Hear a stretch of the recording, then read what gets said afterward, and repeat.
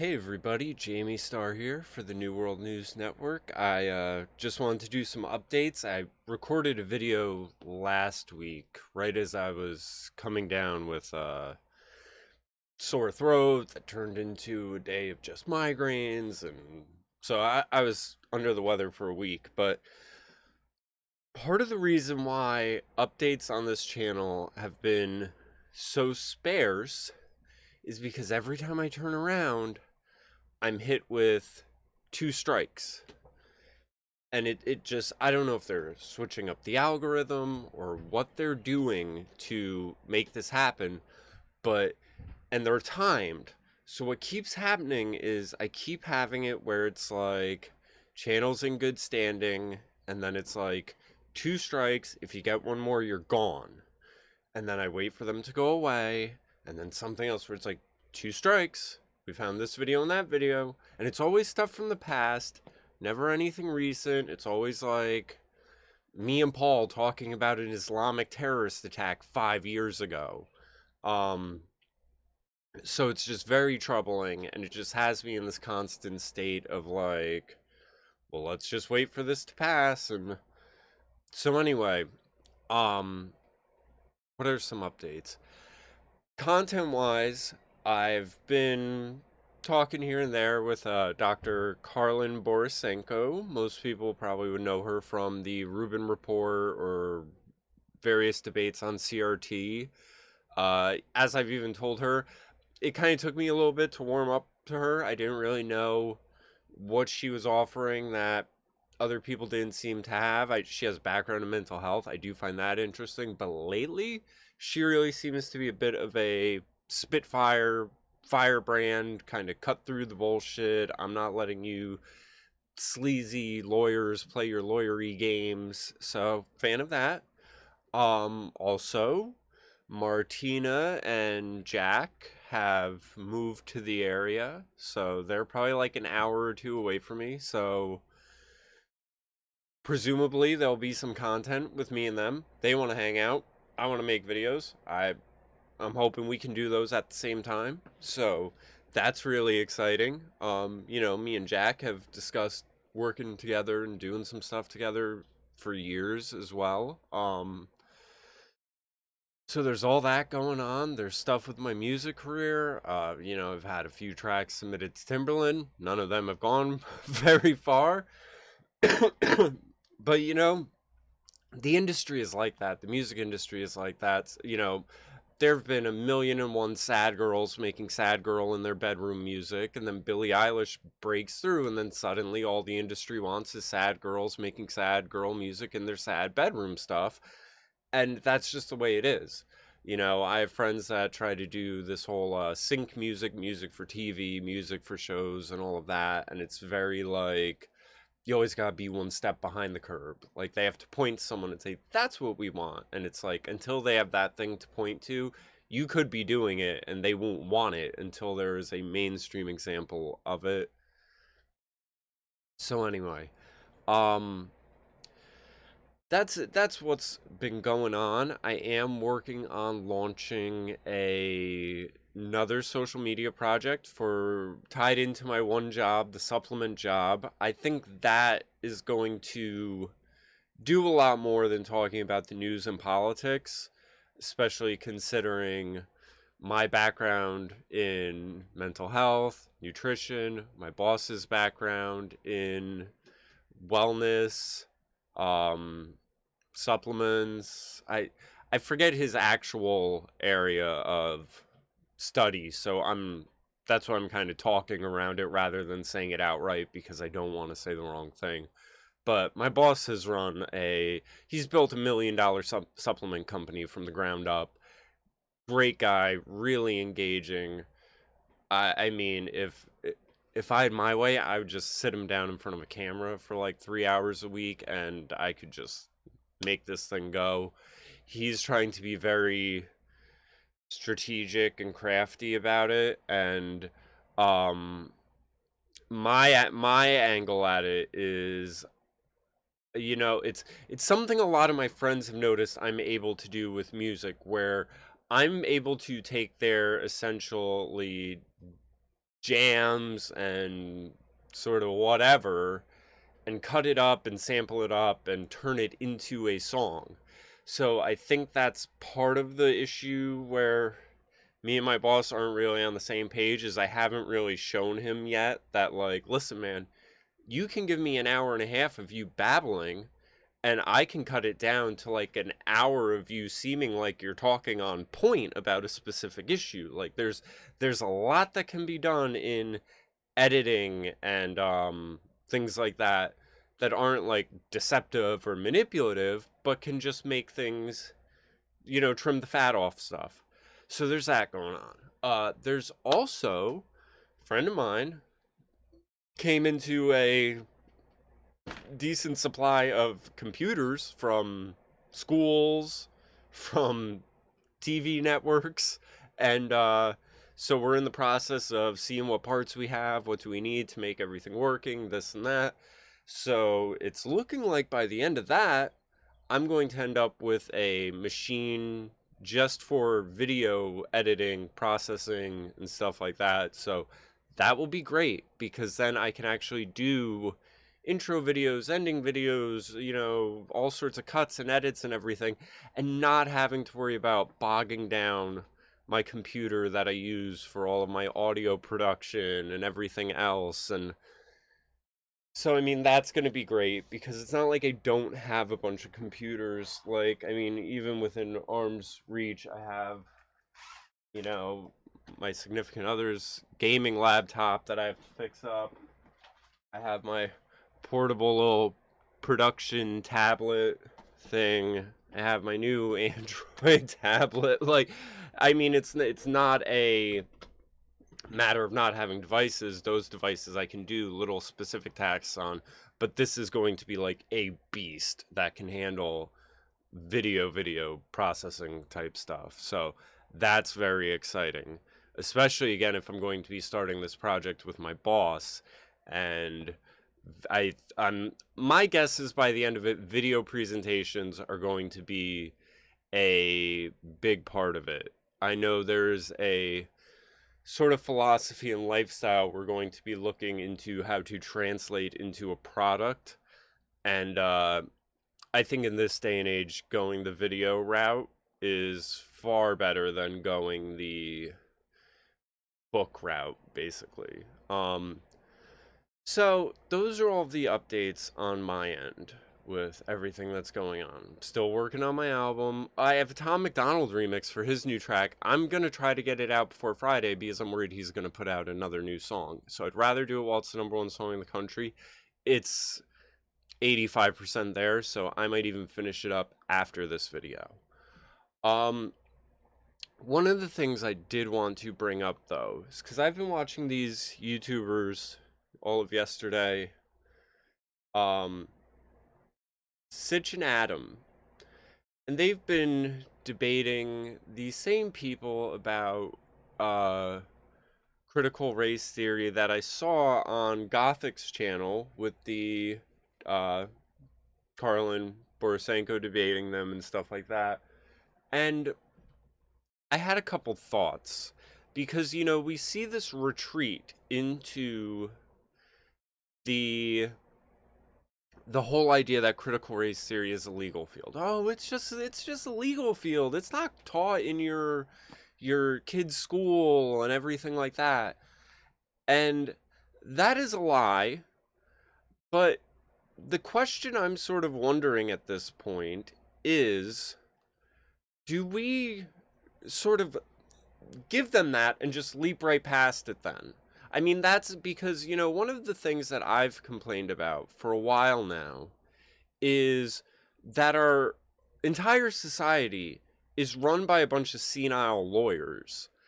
It's a remark I made to a friend of mine's older brother who's a high school teacher, where he was, putting forth, and I'll tell you, it's really hard and it makes it really interesting for me as a white kid who grew up in a predominantly black inner city school.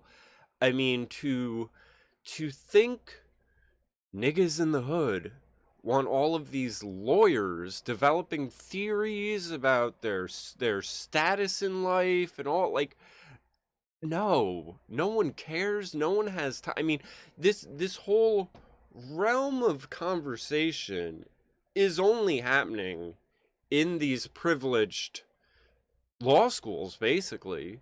And then what it ends up being is the privileged coming down into the working and lower classes and basically trying to explain where they are, how they got there, and what needs to be done to fix it. So my angle of looking at some of this is like, don't even deal with the debate. Like, we need to go after the lawyers. It's not even the educational part of it, it's the lawyers. The lawyers have too much influence. People know this when they make these remarks like, oh, you can sue someone for spilling hot coffee on yourself. These are, to me, inevitable conclusions. All of this at this point is really starting to just look like an inevitable conclusion. When you structure a society with safe spaces, like we already constructed safe spaces for people's emotions because we said they're that emotionally frail, we need to be able to isolate them from upsetting emotions. Well, if we've already had safe spaces to protect you from your emotions, can you really be surprised when we try to lock down the entire country over a case of the sniffles? No, it seems like the inevitable conclusion. If we want to protect you and guard you from all unwanted thoughts and feelings, well, I mean, feeling sick, I'm getting over a cold right now. Well, why would we not extend that to it? The lawyer thing. I mean, here's the interesting thing about critical race theory to me at this point is it's all about deconstruction. It's all about fighting for the oppressed and everything like that. But there's so little self-awareness that it's like, okay, well, what is the actual mechanism that people use to oppress one another? And see, their whole thing is they have to make it into this vague, ethereal sort of whiteness conspiracy because the tangible that oppresses people is law. It's the system, the legal system.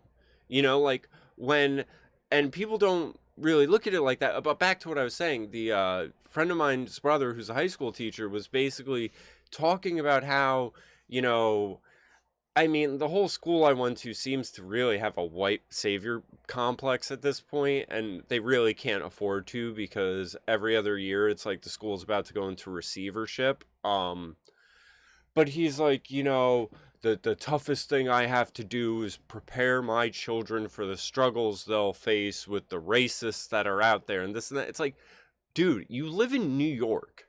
We're an hour away from New York City. What is with this Klan member hiding behind every rock and tree fucking mentality? And one of the points I brought up to him is I said, listen, there are racists out there. I'll give you that. I don't know how many they are. I think most of the groups at this point are organized by the feds. I extend that to Muslim terrorists and any other gang or anything like that. That's supposedly what we pay the FBI to do, to infiltrate and neutralize whatever. That's a whole nother tangent. But the point I made to him is, don't lie to yourself and convince yourself that our country is being run by a bunch of racist hillbilly rednecks when it's actually run by the alum of Harvard, Princeton, and Yale.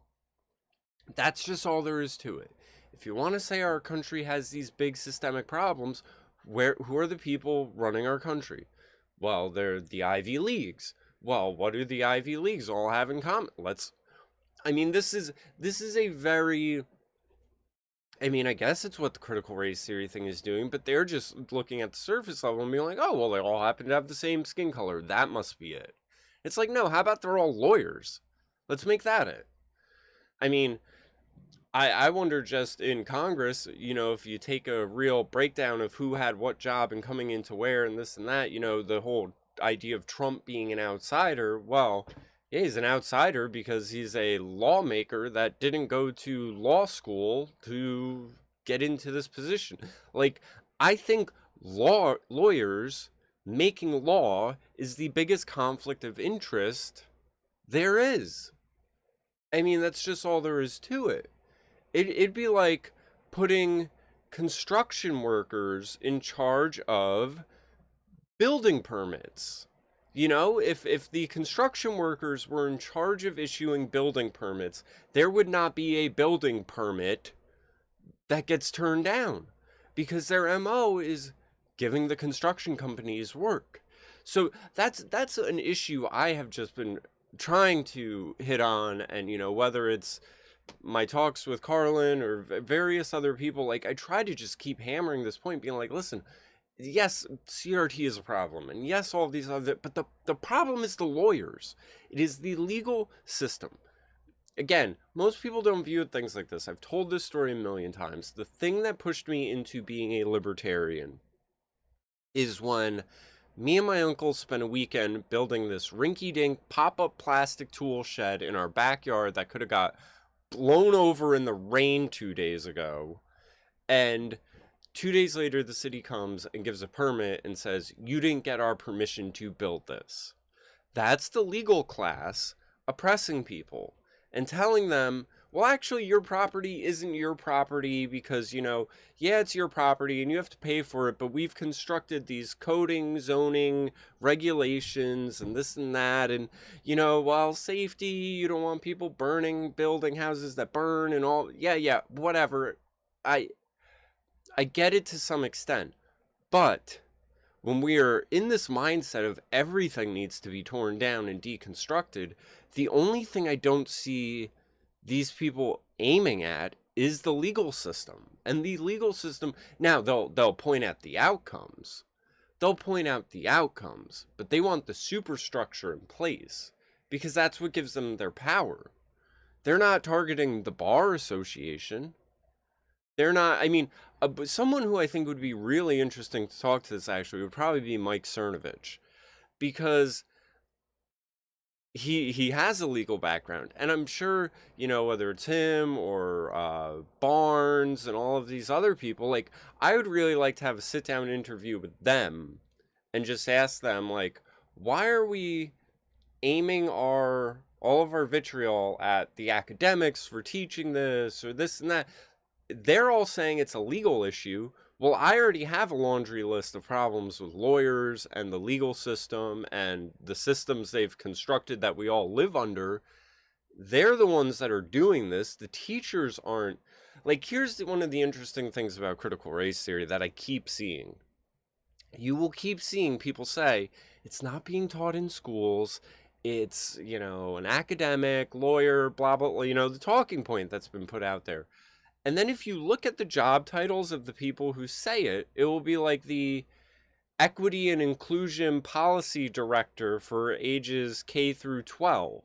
And it's like, your whole job position is based in this Marxian equity, racial despair. Like, you have a job, your job position in the title says, you're to implement these ideas that everyone has a problem with, and then you're telling us simultaneously that these are not manifesting in the classroom when the existence of your job is the proof. Like, it's, people will call it gaslighting. It's a mind fuck, basically.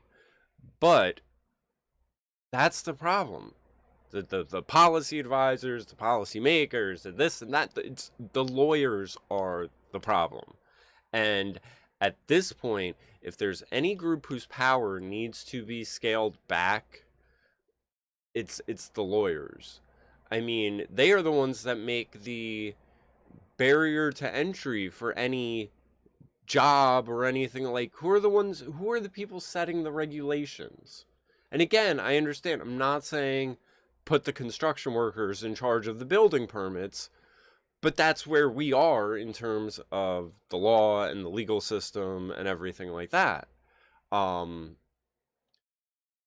People say loopholes as if they're like some sort of trick that's been discovered or like a glitch in the code, and it's like, no, those are written in there. Like, that's the name of the game. It's structured to be this way. And we keep saying we want to the lawyers keep saying we want to undo the structures, and all the lawyers are doing is putting themselves in charge of various other aspects of our life. And that's the actual problem, is now we have the lawyers creating the policy and constructing what's the best system for schooling. You know, similarly, I'm sure they were involved in creating, whatever regulations and whatever is there for, name the industry. Name the industry. You know, when musicians get screwed over and they're complaining, oh well, I put out this album and I didn't get X amount and this amount and this and that. Well, how does that happen? Oh well, they're given a stack of paperwork that's all been constructed by lawyers. It's not in simple English. Like, the problem with the legal system is it's a, like, someone the other day, Jack Posobiec, put out a tweet, and he was comparing America's trade share to China's in the world and how it's changed over the past 20 or 10 years or whatever. And all these people commented underneath being like, oh well, we have the greater military. So I'm looking at this like, what? What does that even mean? I mean, besides the basics, but in the context, what does it even mean? So I came out and I said, listen, at the risk of sounding like a social justice warrior here, if we're talking like having better trade benefits Americans, they have jobs to create products that go out to the world. And if your response is like, yeah, but we have the bigger military, so are we planning on like imperialism and pillaging and this? And some of the responses I got to that were mind blowing, because people were like, when has the U.S. ever been imperialist and pillaged and blah blah? Oh, what's going on with the heroin supply in Afghanistan? I mean, what did we do with Gaddafi? What is our entire foreign policy? This is where I'll agree with the left completely. Our entire foreign policy is imperialism and resources. Maybe there might be a terrorist or two out there that we're protecting everyone from, but to think corporate interests aren't the ones driving the military, I mean, military industrial complex, Eisenhower, blah, blah, if you're watching my channel, you've heard this talked about. There's no reason you wouldn't have. But why is there endless war if not for imperialism and resource gathering? So, people would put forth these comments like, well, it's for leverage, and it's because so no one could take us over, and this and that, and everything. And it's like, I'm reading all of these, and someone commented to me like, well, when you have a hammer, everything looks like a nail. I said, yeah, it must be, because I am just not like, if you read these people's responses as to why deflecting to our military size matters in terms of trade, you're only just left asking, well, then how did we end up where we are? Because everything you're saying should have prevented our current situation, and it didn't. So in the comments of all of this, someone said, well, the U.S.'s maritime laws, or what, protects free trade in the world, and this and that. And because I'm aware of the maritime admiralty laws that are used on people on the land, and, the whole thing about, like, why your name is in all caps, and when you're functioning as your corporate entity and not your person, and people are aware of this, and this is the problem with the lawyers, to tie it all back. All of us as people are essentially functioning within two realities at all times. Let me give you an example. There's situations that arise. And you know what? I'll tie this into mental health, actually, because I think this is one of the areas where, again, me and Carlin, I'm going to send this to her. We said we were going to do our video this month, so half of this is me spitballing ideas for that video, because I want us to do something different and interesting.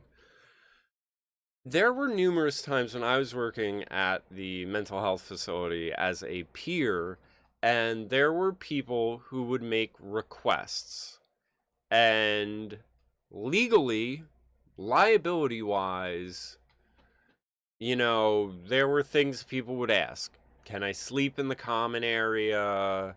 I mean, and I'm talking about people who are, just spouting off. I mean, their brain just broke, and it's like a garbled mess of just CNN headlines and conspiracy theories infused with sci-fi movies. And I'm telling you, like, people were like, I need to call Mark Zuckerberg because the terrorists are coming and this and that. And it's like, whoa, buddy, what are you talking about? Like, you're just eating a grilled cheese. There's nothing going on with terrorists. But these people who are in these, severe states of being unwell would ask simple things. Can I sleep in the common area? And they're not supposed to. And a big part of that is to protect the employee because, you don't want someone, oh, they were touching me when I was asleep, or, this and that and everything else. And there are times where you'd have to break the rules because people are messy.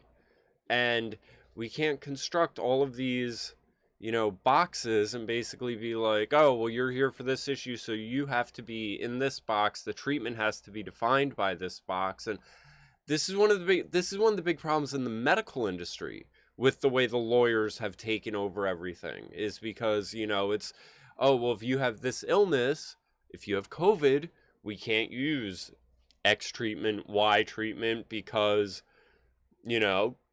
Cuomo's decided in New York that he knows which medicines work and which don't, and all.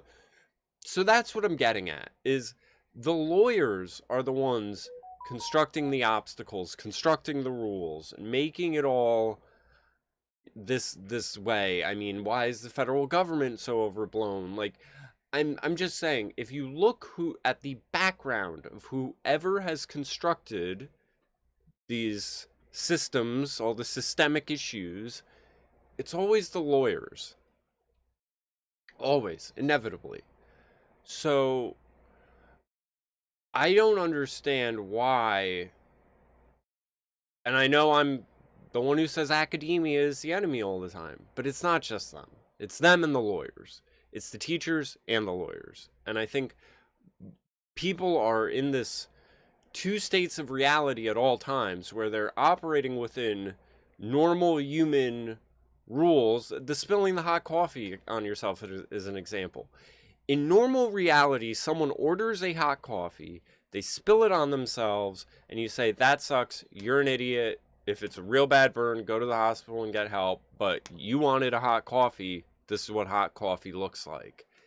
In lawyer land, when your only motivation is to perpetuate the legal system more and more into the aspects of everyone's lives, well, suddenly, there should have been a warning and, all this other stuff, and you're actually the victim because the coffee was too hot, but if it wasn't hot enough, you'd want a refund. And, it's like the lawyers have inserted themselves as this sort of referee into every situation so that they can play this sort of back and forth game.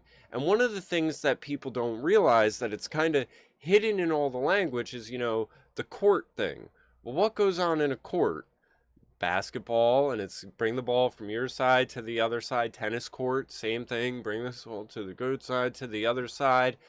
And yeah, each player wants to win, but more so than that, they have a love of the game. They have a love of the game. That's why they keep doing it, because some people don't win all the time. They lose. They lose a lot. And some people are fine with that because they have a love of the game. They want the game to be there. More so than their own personal, accomplishments. Every basketball player knows they're not all going to be Michael Jordan, but they love the game. So they're just okay paying their bills and having a spot playing that game. What makes you think it's any different for the lawyers? They're not here sticking up for you and this and that. They have a love of the game. And they want that game to continue. And if they can expand the places that they can play that game, they will.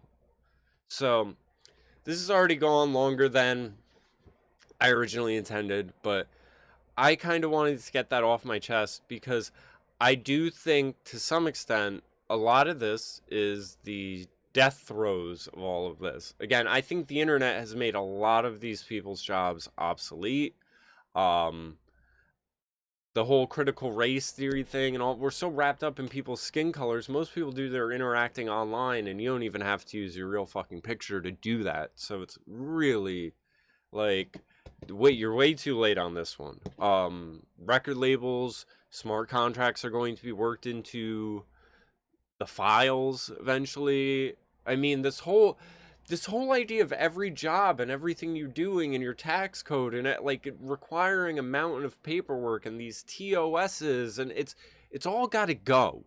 That's what I'm really getting at. That's, to sum up my point, how is everyone getting fucked? The fine print. The fine print is what fucks everyone every time. Who writes the fine print? The lawyers. Aim your vitriol at them. That's it in a nutshell.